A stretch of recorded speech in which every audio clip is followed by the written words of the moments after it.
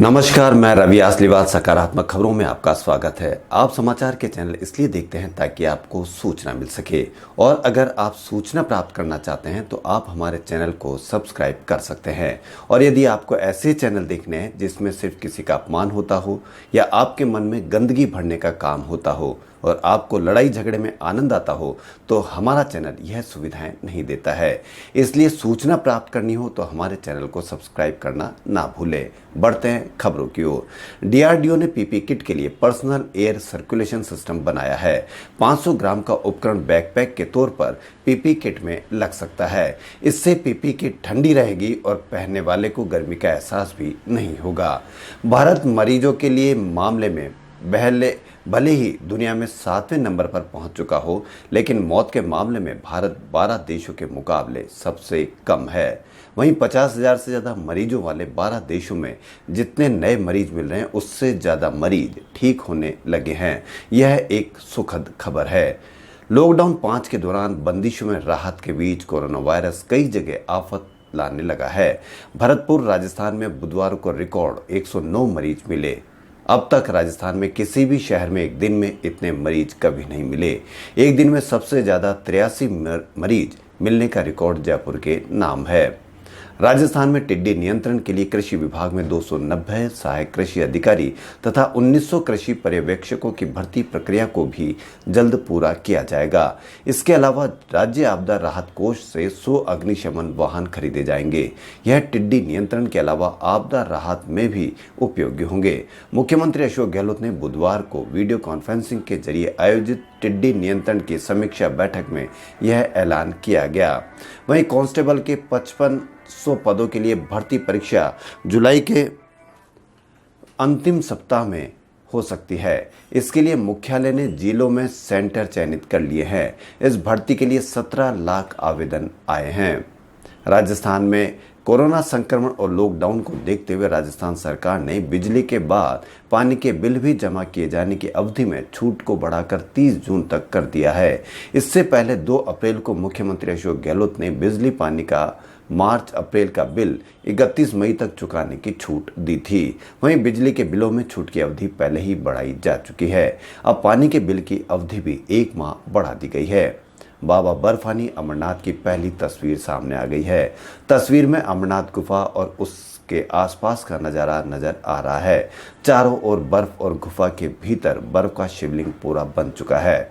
बाबा बर्फानी अमरनाथ की पहली तस्वीर सामने आ गई है और तस्वीर में 23 जून से बर्फ का अमरनाथ यात्रा शुरू होनी है, लेकिन कोरोना के चलते यात्रा होगी या नहीं, यह अभी कहा नहीं जा सकता है। देश में अनलॉक 1 में स्कूलों पर फैसला लेने वाला हरियाणा पहला राज्य बन गया है। यहां 1 जुलाई से स्कूल खोले जाएंगे। इसकी प्रक्रिया 3 चरणों में पूरी की जाएगी। पहले 9वीं से 12वीं तक की परीक्षा लेंगे। दूसरे चरण में 6ठी से 8वीं और तीसरी में 1ली से 5वीं तक की कक्षाएं शुरू की जा सकती है। राजस्थान के राजकीय कॉलेजों के छात्रों को अब 2 लाख रुपए का बीमा मिल सकेगा। नए सेशन से उच्च शिक्षा विभाग ने यह राशि दोगुनी कर दी है। पहले छात्रों को फीस के साथ विद्यार्थी सुरक्षा दुर्घटना बीमा योजना में बीमा प्रीमियम राशि 50 रुपए देने पड़ते थे और अब छात्रों को 100 रुपए देने होंगे।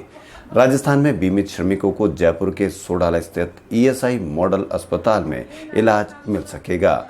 चिकित्सा विभाग के अतिरिक्त मुख्य सचिव रोहित कुमार सिंह ने बुधवार को अस्पताल को कोविड-19 से मुक्त कर दिया, लेकिन आवश्यकता पड़ने पर 24 घंटे के नोटिस पर कोविड-19 के लिए सेवाएं फिर से ली जा सकती है।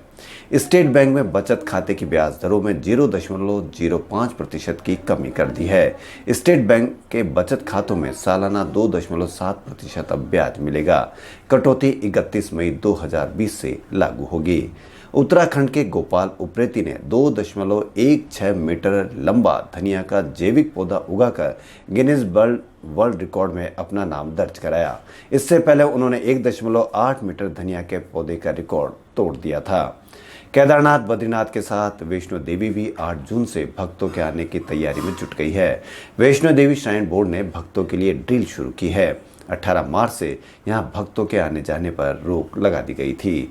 दूध की आवक में बढ़ोतरी के बाद दूध की आवक आरसीडीएफ ने सरस घी के दामों में 20 रुपए प्रति लीटर की कमी कर दी है।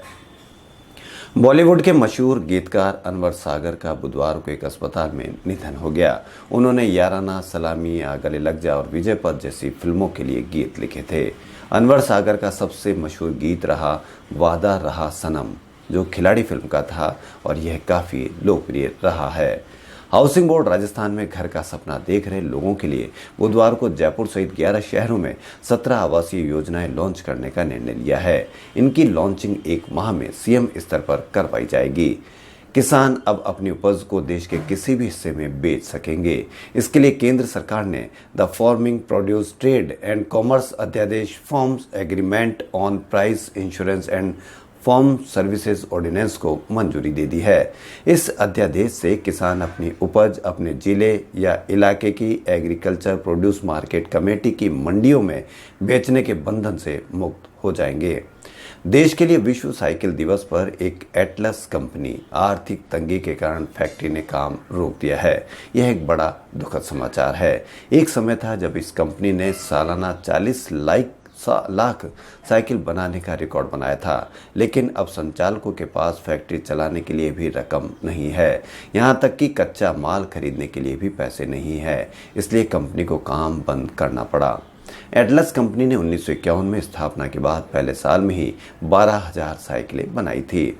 जुलाई में परीक्षा कराने की घोषणा के साथ ही यूनिवर्सिटीज ऑफ कॉलेज आयुक्तालय ने परीक्षा की तैयारी शुरू कर दी है। कॉलेज आयुक्तालय ने सभी प्राइवेट कॉलेजों से जानकारी मांगी है। परीक्षा केंद्र पर 2 छात्रों के बीच 6 फीट की दूरी पर बैठाते हुए संख्या और अन्य जानकारियां मांगी गई है। कॉलेज को 5 जून तक जानकारियां भेजनी होगी। खाद्य विभाग की ओर से लेने के लिए बायोमेट्रिक सत्यापन की व्यवस्था लागू की जाएगी। वर्तमान में कोविड-19 महामारी के कारण सार्वजनिक वितरण प्रणाली में खाद्य सुरक्षा योजना के तहत चयनितों का राशन वितरण की व्यवस्था ओटीपी से कर दी गई थी। अब इस सिस्टम को बदलकर फिर से पहले की तरह बायोमेट्रिक सत्यापन का सिस्टम लागू किया जा रहा है। कोरोना संक्रमण के चलते रुकी हुई राजस्थान में पुलिस पदोन्नति परीक्षा फिर से आयोजित किए जाने की संभावना है। सरसों सीड की सप्लाई घटने से पिछले 2 माह में सरसों तेल की कीमतों में 16 से 30% तक का इजाफा हो गया है। इसका असर रिटेल भाव पर भी दिखने लगा है। लॉकडाउन की वजह से मई माह में सर्विस सेक्टर की गतिविधियां पिछले साल के मई की तुलना में काफ़ी कम रहने की संभावना पहले ही जताई जा रही थी। अब संभावना में थोड़ा सा सुधार आया है। इंग्लिश प्रीमियम लीग की वापसी से मैच खेलने की अनुमति मिल गई है। इससे खिलाड़ियों को मैच के लिए पूरी तरह तैयार होने का मौका मिलेगा। रिपोर्ट के मुताबिक खिलाड़ी मैच के लिए 90 मिनट से ज़्यादा ट्रैवल नहीं कर सकते हैं। नेशनल स्पोर्ट्स अवार्ड के लिए 22 जून तक आवेदन किया जा सकता है। पहले डेडलाइन 3 जून तक की थी। खास बात यह है कि खिलाड़ी अब खुद ही नॉमिनेट या नॉमिनी कर सकते हैं। कोरोना वायरस खिलाड़ियों को अनुमोदन में आ रही परेशानियों के कारण यह फैसला लिया गया है। खेल रत्न, अर्जुन अवार्ड और द्रोणाचार्य अवार्ड के लिए भी आवेदन मांगे गए हैं। वहीं भारतीय ओलंपिक संघ के अध्यक्ष नरेंद्र बत्रा ने कहा कि कोरोना संक्रमण की स्थिति सामान्य होती है तो भारतीय ओलंपिक संघ के अध्यक्ष अक्टूबर से नेशनल चैंपियनशिप और टूर्नामेंट की शुरुआत कर सकता है। राजस्थान में राज्य के 15 जिलों में से 21 केंद्रों पर कोरोना वायरस की जांच की जा रही है। यह चिकित्सा और स्वास्थ्य मंत्री राजस्थान ने बताया। राजस्थान की सहकारी समितियां अब सूर्य की ऊर्जा से चलेगी। राजस्थान सरकार इन सहकारी समितियों को सौर ऊर्जा से जोड़ने की तैयारी कर रहा है।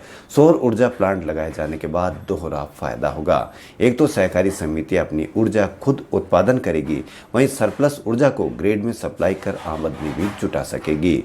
सरकार में देश में आने जाने वाले कुछ खास श्रेणी के विदेशी नागरिकों को वीजा के नियमों और यात्रा प्रतिबंध मामले में रियायत देने का फैसला किया है। इसके अंतर्गत non schedule commercial chartered flight से बिजनेस वीजा पर भारत आने वाले विदेशी व्यवसायी छूट के पात्र होंगे। इनके अलावा विदेशी health care professionals, health researcher, engineer और भारतीय हेल्थ केयर सेक्टर में तकनीकी सेवाएं देने वाले विदेशी भी यह रियायत पा सकेंगे। देश का नाम भारत करने की याचिका पर सुप्रीम कोर्ट ने याचिका में दखल देने से इनकार कर दिया है। अदालत ने कहा कि याचिका को सरकार का प्रतिनिधित्व माना जाए। कोर्ट ने कहा कि केंद्र को इस संबंध में ज्ञापन दिया जा सकता है। सीजीआई एस बोबड़े ने कहा कि हम ये नहीं कर सकते। संविधान में भारत नाम ही कहा गया है। याचिकाकर्ता का कहना था कि हमेशा इंडिया ही बोला जाता है, जो एक ग्रीक शब्द है। हम सरकार को ज्ञापन दे सकते हैं। वहीं 12 जून को अमिताभ बच्चन और आयुष्मान खुराना की फिल्म गुलाबो सिताबो वेब प्लेटफॉर्म पर रिलीज हो रही है।